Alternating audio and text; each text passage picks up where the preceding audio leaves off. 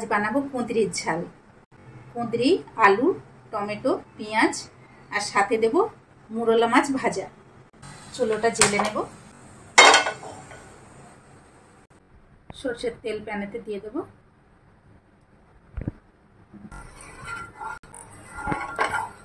তেল গরম হয়ে গেছে, এবার কুঁদরিগুলো দিয়ে দেব।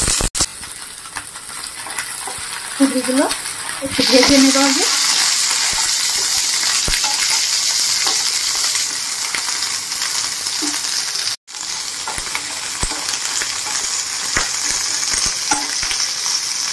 একটু করে নুন দিয়ে দেব।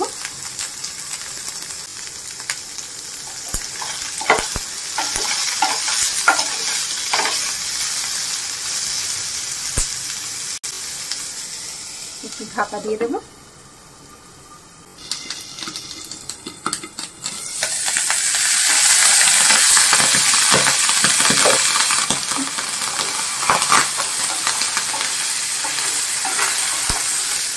ঢাকনার জলটা পড়েছে তো, তাই এরকম চড়চড় চড়চড় আওয়াজ হচ্ছে।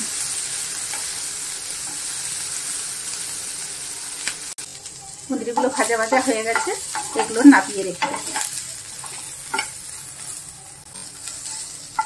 থালারই এক পাশে রেখে দেবো।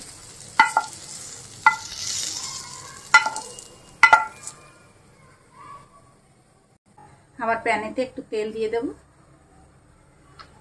খুব কম তেল মশলা দিয়ে তরকারিটা রান্না করছি। একটু পাঁচ ফোড়ন দিয়ে দেবো।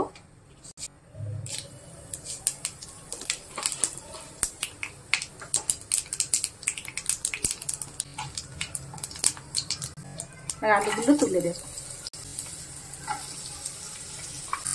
আর আমি এতে কোনো অন্যরকম মশলা দেব না, গুঁড়ো মশলা দিয়ে জিরে আর ধনে গুঁড়ো দিয়েই আমি রান্নাটা করবো।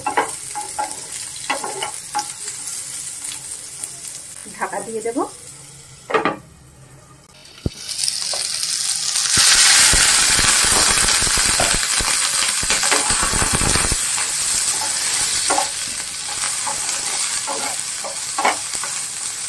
সাথে পেঁয়াজগুলো তুলে দেব।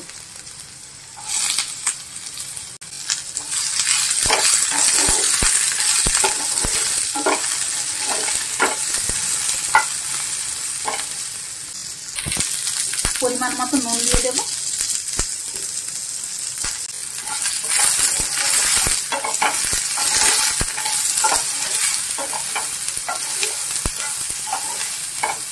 আবার একটু ঢাকা দিয়ে রেখে দেব। ঢাকনাটা খুলে নেব।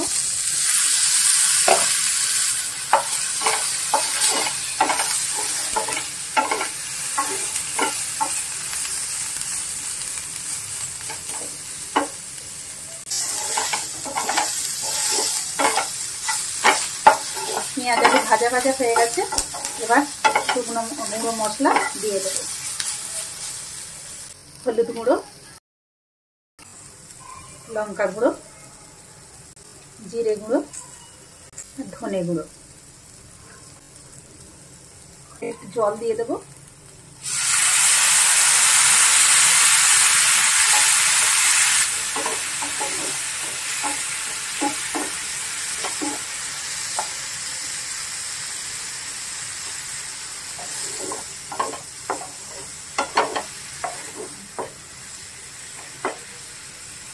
মশলা ভাজা ভাজা হয়ে গেছে, এবার এর সাথে টমেটোগুলো দিয়ে দেবো।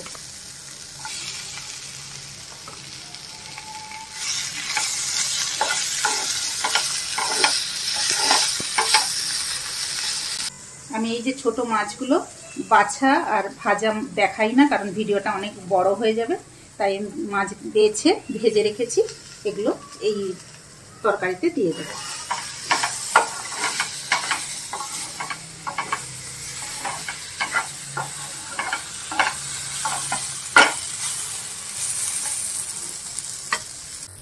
জল দিয়ে দেবো।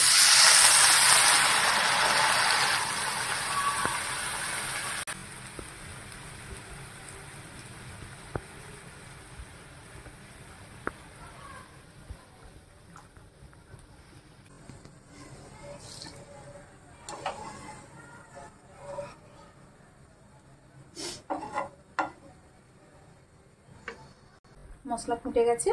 এবার এই কুঁদরি আর ভাজা মাছগুলো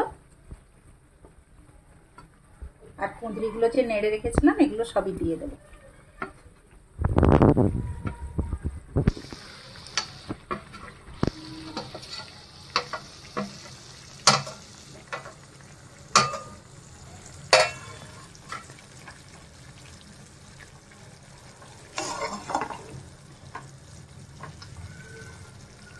তার 5 মিনিট ঢেকে রেখে দেবো। ঢাকনাটা খুলে দেখে নেব সেদ্ধ হয়েছে কিনা।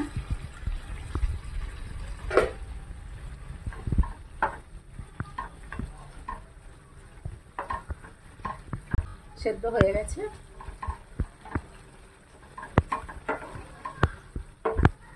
এবার একটু শুকনো শুকনো করার জন্য আর একবার ঢেকে রেখে দেবো। আর নুনটা পরিমাণ মতো দিয়েছিলাম, যদি নুনটা দেখবার হয় তাহলে একটু দেখে নিতে পারেন।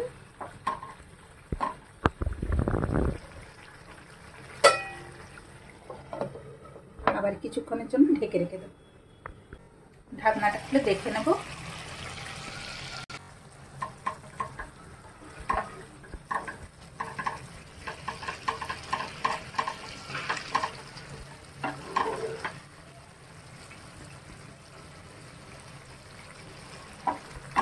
আলুগুলো বেশ নরম হয়ে গেছে।